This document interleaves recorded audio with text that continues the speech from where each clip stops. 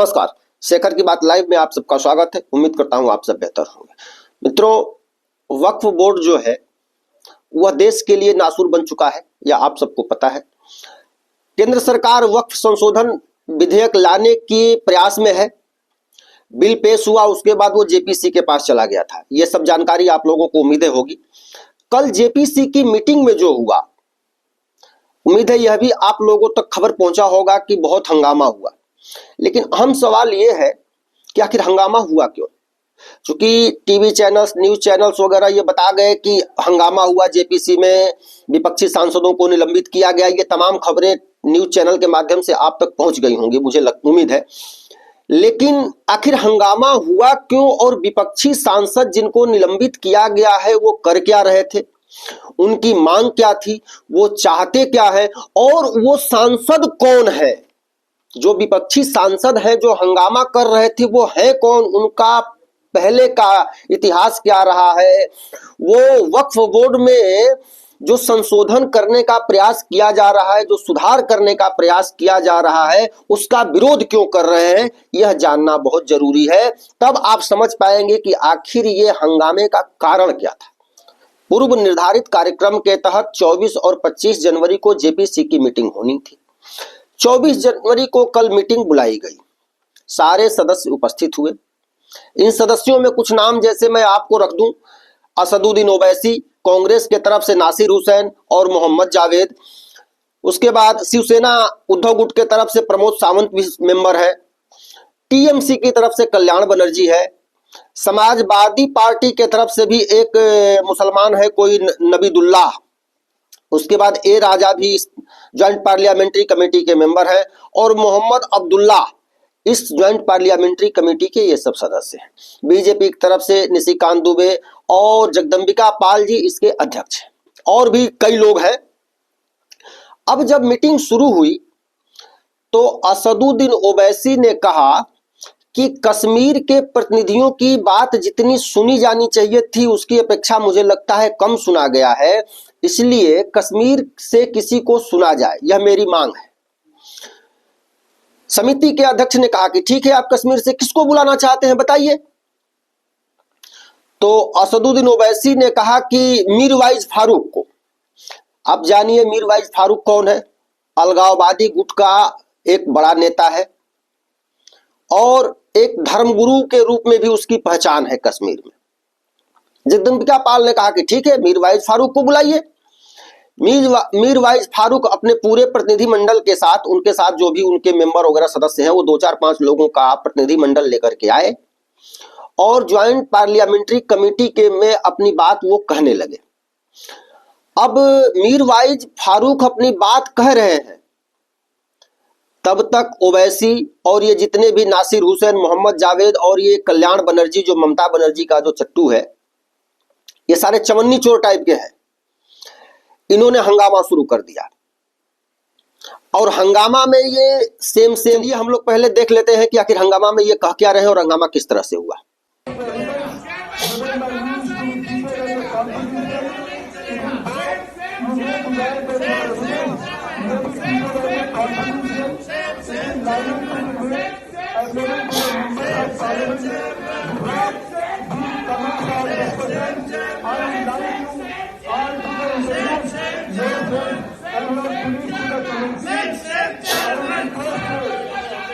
बड़ी एनर्जी है इसको। सुना है आप सबने ये किस तरह से नारेबाजी कर रहे हैं।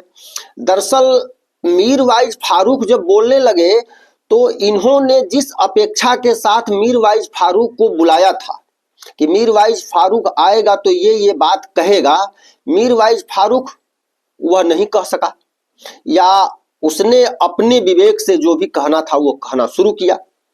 तो इन लोगों को लगा कि हमने जिस उद्देश्य से मीरवाइज फारूक का नाम लिया था ये तो कुछ और बातें कर रहा है, फिर तो ये जेपीसी में जो व्यवधान डालने का और ये लटकाने भटकाने का जो हमारा उद्देश्य है यह नहीं हो पाएगा। और सरकार चाहती है कि हम इस बजट सत्र में वक्फ संशोधन बिल को पेश करें, और विपक्ष इससे घबराया हुआ है। घबराने का कारण यह भी है आप समझ रहे हैं कि ये सारे मुसलमानों के तलवे चाटने वाली हैं निश्चित रूप से। मुसलमान जो सांसद हैं इस भारत में, वो सारे अपने अपने इलाके में वक्फ की जमीनों पर कब्जा करके बैठे हुए। जो भी सांसद हैं मुसलमानों के, आप जानिए कि उसमें से 99% मुसलमान सांसद और विधायकों के पास वक्फ की जमीन पर कब्जा है।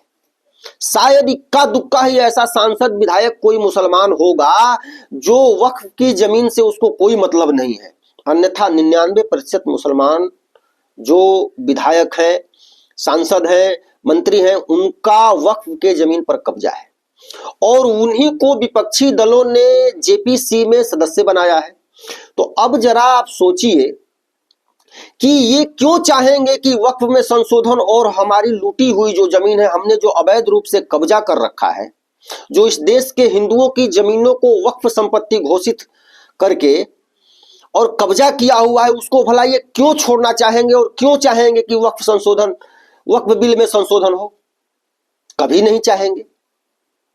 जिस तरह से 1991 में वक्फ कानून में जो वक्फ बोर्ड को असीमित ताकत दी गई, उस पर इन्हीं का दबाव था। ये जो सांसद विधायक मुसलमान हैं और ये मुसलमानों के वोट के लिए ही इस तरह का कानून कांग्रेस ने बनाया। और आज वही लोग, जिन लोगों के दबाव में यह कानून बनाया गया कि तुम जिसकी जमीन चाहो उसकी लूट लो, और वही लोग भला अब क्यों चाहेंगे कि इसमें संशोधन हो? ये तो कभी नहीं चाहेंगे। विपक्षी सांसद कह क्या रहे हैं? मन में इनके कुछ और है और कह कुछ और रहे हैं। ये कह रहे हैं कि सरकार दिल्ली चुनाव को लेकर के जल्दी में है। भाई, दिल्ली चुनाव हो जाए या ना हो, दिल्ली चुनाव से और वक्फ संशोधन बिल से क्या मतलब है? ये तो संसद में पेश होना है, दिल्ली का विधानसभा चुनाव है। और इनकी एक और मांग थी कि ये जो मीटिंग है वो 30 और 31 जनवरी को हो। 27 जनवरी को भी मीटिंग का डेट रखा हुआ है। इसका भी ये विरोध कर रहे थे कि 27 को मीटिंग नहीं होगी। अब सरकार जो अध्यक्ष है उनकी सोच यह है कि 1 फरवरी से संसद का बजट सत्र शुरू होने वाला है और 30 और 31 जनवरी को जो भी सांसद हैं वो बिल को पढ़ेंगे, उसके बाद सदन में जाने की तैयारी करेंगे। 30 और 31 तारीख को समय का अभाव रहेगा, चूंकि बजट सत्र शुरू हो रहा है तो सबको अपनी तैयारी करनी होती है। तो इसलिए इस मीटिंग को 27 को किया जाए। तुम कह रहे हो कि हमको टाइम नहीं है 27 को और 24 और 25 को, तो जब तुमको टाइम नहीं था तो तुम आए क्यों? टाइम, जब इतने इंपॉर्टेंट काम के लिए तुम्हारे पास टाइम नहीं है तो तुम सदस्य ही काहे बने? पार्टी की तरफ से कह देते कि हमको नहीं समय है। सारा कुछ तुम्हारे हिसाब से नहीं चलेगा ना भाई। जब ये हल्ला हंगामा होने लगा तो निशिकांत दुबे वगैरह ने इसका विरोध किया। हंगामा इतना बढ़ गया कि मार्शल को बुलाना पड़ा और 10 जो सारे के सारे विपक्षी सांसद थे, ओवैसी, बनर्जी, सबसे इसमें बेहुदा किस्म का जो है वो कल्याण बनर्जी है, टीएमसी का। न इसे संविधान में निष्ठा है, न इस देश में निष्ठा है, न धर्म में निष्ठा है, इसे किसी चीज में निष्ठा नहीं है।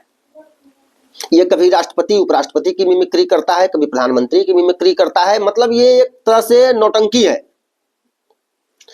ये इसका कुछ पता नहीं कि ये कब क्या कहेगा, क्या करेगा।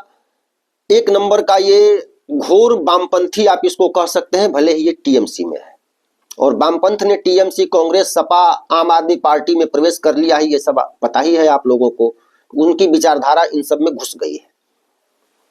कल्याण बनर्जी ने इतनी ज्यादा बदतमीजी की कि आप समझिए जगदंबिका पाल जी जो है वो असहज हो गए बिल्कुल। आप देख रहे हैं, आपने देखा पीछे वीडियो कि किस तरह से ये हो हल्ला कर रहे हैं। कोई भी ज्वाइंट पार्लियामेंट्री कमेटी बनती है तो वो गंभीर चर्चा के लिए बनती है। और ज्वाइंट पार्लियामेंट्री कमेटी ने इस देश के जितने भी राज्य के वक्फ बोर्ड हैं, सूफियों के बोर्ड है, सिया पर्सनल लॉ बोर्ड है, यानी जितने भी देश में मुसलमानों के संगठन है, सबसे उसने बात किया है। स्पेशली एक एक जाकर के मीटिंग की गई है, उन लोगों के साथ घंटों बैठ करके वक्फ बिल पर चर्चा की गई है।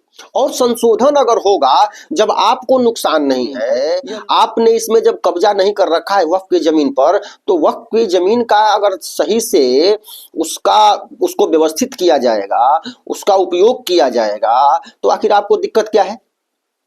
वो जमीन तो ऐसा है नहीं कि वो यहां से उड़ करके और लंदन चली जाएगी।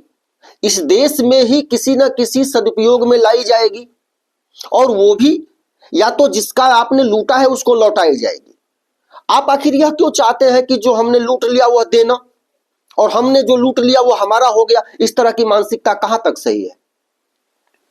वक्फ बोर्ड के माध्यम से यही तो किया गया है कि जिसकी जमीन को मन में आए लूट लो।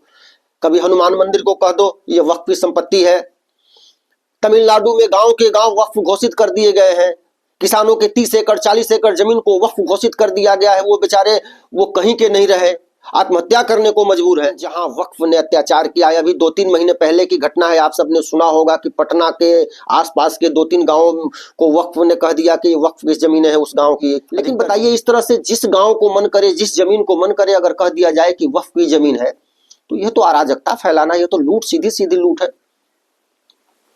और कांग्रेस और जो भी ये दल है, ये तो मुसलमानों के तेल मालिश करने वाले हैं। मुसलमानों के दबाव में इन्होंने कानून बनाया, और अब इसमें बदलाव ये करेंगे तो इनको डर है कि मुसलमान हमसे नाराज हो जाएगा, और इनकी पूरी राजनीति मुसलमानों के वोट पर चलती है। तो ये भला तो कभी नहीं चाहेंगे। निशिकांत दुबे ने जो कहा उसको जरा सुनिए आप लोग। कि मैंने सुबह भी ब्रीफ किया था, ये देश के 370 और 35 से ख़त्म होने के बाद माननीय प्रधानमंत्री जी के नीतियों के कारण, नेतृत्व के कारण, माननीय अमित शाह जी के प्रभाव के कारण हमने जम्मू कश्मीर से 370 और 35 से ख़त्म किया। उसमें से जिन लोगों को भारत के संविधान में आस्था नहीं थी, उसमें एक बड़े धार्मिक नेता मीरवाइज उमर फारूक, वो आज कॉन्स्टिट्यूशन के दायरे में आते हुए वक्फ बोर्ड पर अपनी प्रेजेंटेशन करने के लिए पार्लियामेंट के अंदर आए। ये अपने आप में कश्मीर के इतिहास में पिछले 40 साल 45 साल में सबसे बड़ी घटना थी, और वो आने चाहिए। इसके लिए ओवैसी ने जो है रिक्वेस्ट किया चेयरमैन को, चेयरमैन ने माना, आज आए मीरवाइज फारूक। और मैं जो वीडियो देख रहा हूँ कि एक चैनल पे, कि उसमें उनको बोलने नहीं दिया कांग्रेस ने। कांग्रेस किस तरह की मुस्लिम पॉलिटिक्स करती है, या अपोजिशन किस तरह से मुस्लिम पॉलिटिक्स करती है, ये आपने देखा। उसमें जो कल्याण बनर्जी हैं, टीएमसी के सांसद, मैंने अपने संसदीय जीवन में इस तरह का व्यक्ति नहीं देखा जिसको किसी के प्रति आस्था नहीं है, संविधान के प्रति आस्था नहीं है, चेयर के प्रति आस्था नहीं है। लोकसभा में आपको ध्यान हो कि जो हमारे उपराष्ट्रपति हैं धनखड़ जी, उनकी मौकरी करते हुए नजर आए, राहुल गांधी जी उनका वीडियो बनाते हुए नजर आए। तो जो कॉन्स्टिट्यूशनल इंस्टीट्यूशन है उसके प्रति कोई श्रद्धा नहीं है। तो आज भी उन्होंने उसी तरह से गाली गलौज शुरू किया। और जब काफ़ी बातें बढ़ गई, 2 बार स्थगित किया। जगदम्बिका पाल जी बहुत अच्छे से चला रहे हैं वक्फ को। जब 2 बार स्थगित करने के बाद भी वो लोग जाने को तैयार नहीं हुए, या वो बात मानने को तैयार नहीं हुए, वो जो अड़े हुए थे कि 27 तारीख की मीटिंग नहीं होनी चाहिए, जो पहले से नोटिस है कि क्लॉज बाय क्लॉज करेंगे, तो हम ही ने रूल 374 में हमने इस मोशन को मूव किया, और विपक्ष के सारे सांसदों को हमने दिन भर के लिए कार्रवाई से बाहर किया। बाहर करने के बाद हमने मीरवाइज उमर फारूक का जो है तकरीर सुना। वो जो कहना चाहते थे वक्फ के बारे में, वो सारी बातें उन्होंने कही, और अब फिर 27 तारीख को बैठक होगी। 370 और 35 से हटने के बाद ये बौखला गए हैं, और इनको वक्फ बोर्ड एक ऐसा कानून मिला हुआ है इस देश में जिसके माध्यम से ये जहां भी चाहे, जिस भी हिंदू को चाहे, जिस भी मंदिर को चाहे, ये कब्जा कर सकते हैं। ये नहीं चाहते हैं, क्योंकि इनका टारगेट तो इस देश को इस्लामिक स्टेट बनाना है, और इस्लामिक स्टेट बनाने के लिए हिंदुओं को हर तरफ से कमजोर करना होगा। उनके धार्मिक पहचान, उनकी संस्कृति पर हमला करना होगा, उनकी संपत्ति पर हमला करना होगा, उसको लूट लेना होगा, तभी तो आखिर भाई हिंदू कमजोर होगा। और वक्फ कानून भी कांग्रेस ने इसी नियत से बनाया था कि इस देश के हिंदुओं को कमजोर करने का यह एक बड़ा अस्त्र होगा, और उसने किया भी। ये 9 लाख एकड़ जमीन जो है, ये क्या कहीं अरब से आया है क्या, या किसी शेख ने यहां दान दे दिया है ये वक्फ बोर्ड? कोई कौन है वक्फ बोर्ड? किसी के बाप की संपत्ति है ये? किस मुसलमान के बाप की संपत्ति है जिसने वक्फ किया है? दिखाओ कागज। कागज नहीं दिखाएंगे। हमको लग रहा है कि ये वक्फ की संपत्ति है, तो ये वक्फ की संपत्ति हो गई, इनका इलाज नहीं किया जाएगा, तब तक ये मर्ज दूर नहीं होगा। और मैं आपको बता दूं, जेपीसी में बिल पास हो या न हो, सरकार को चाहिए कि एक फ्रेश बिल लेके आए। अगर जेपीसी में पास नहीं होता है तो एक फ्रेश बिल लेकर के आए और डायरेक्ट सीधा सदन में पेश करे और पास कराए। जेपीसी विश्वास मानिए कि वक्फ संशोधन बिल आएगा, ये जेपीसी में पास हो या ना हो, अलग से मोदी सरकार जरूर वक्फ संशोधन बिल लाएगी और इस देश में यह जो लूट है यह बंद होगी। यह हमारी अपेक्षा है सरकार से। जेपीसी में जो हुआ उसकी जितनी भर्त्सना की जाए वह कम है।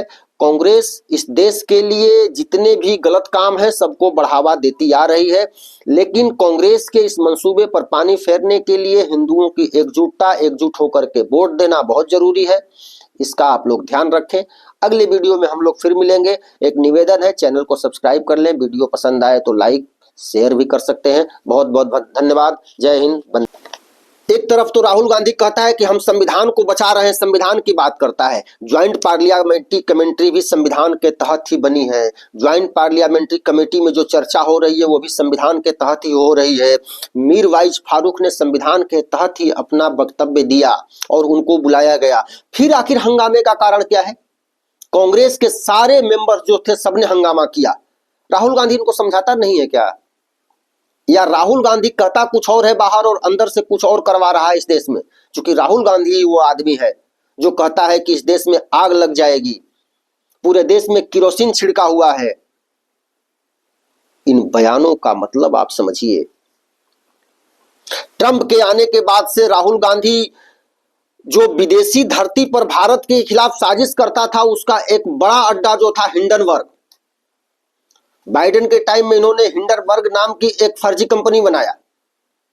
सुना होगा आपने, हिंडनबर्ग की रिपोर्ट आई है, हिंडनबर्ग की रिपोर्ट आई है। ये राहुल गांधी की कंपनी थी और भारत के खिलाफ जो भी रिपोर्ट छापनी होती थी, चूंकि इसकी कंपनी थी, इसके हिसाब से छप जाती थी और इस पर ये खूब देश में बखेड़ा खड़ा करते थे। ट्रंप के शपथ लेने से 3-4 दिन पहले ही इन सब ने कंपनी बंद कर दी है। भाई जब तुम्हारी कंपनी इतनी अच्छी थी तो बंद क्यों किया? जब तक बाइडेन रहा तब तक इन्होंने हिंडनबर्ग चलाया और ट्रंप के आते ही लग गया कि अब तो ये हमको डंडा कर देगा, तो हिंडनबर्ग बंद कर दिया गया है। यही राहुल गांधी का चरित्र है। इस देश में जितनी भी अराजकता, चाहे वो शाहीन बाग हो, किसान आंदोलन हो, चाहे इस तरह का जो भी सीएए प्रोटेस्ट हो, जो भी हो रहा है देश में, देश के खिलाफ जिसे आंदोलन का नाम दिया जा रहा है, ये सब कुछ टूल किट गैंग जो है, और उसमें कांग्रेस, समाजवादी पार्टी, तृणमूल और ये जितने भी मुसलमान हैं कट्टरपंथी, ये सारे इसके मेंबर हैं, दलाल हैं और ये इसको प्रायोजित करते हैं। हिंदुओं की एकजुटता बहुत जरूरी है। लोकतंत्र है, इसलिए आप जहां हो, जैसे हो, जो जहां कमा रहे हो, जहां खा रहे हो, कमाइए खाइए, लेकिन राजनीतिक दृष्टिकोण से एकजुटता बहुत जरूरी है। और राजनीतिक दृष्टिकोण का मतलब यह है कि जब भी मतदान करें तो राष्ट्र और धर्म के हित में मतदान करें, तभी यह देश बचेगा, तभी आपकी आने वाली पीढ़ियां सुरक्षित रह पाएंगी, सनातनी रह पाएंगी, गर्व से अपने धर्म को, अपने संस्कृति को मान पाएंगी, मना पाएंगी। बहुत बहुत धन्यवाद दोस्तों।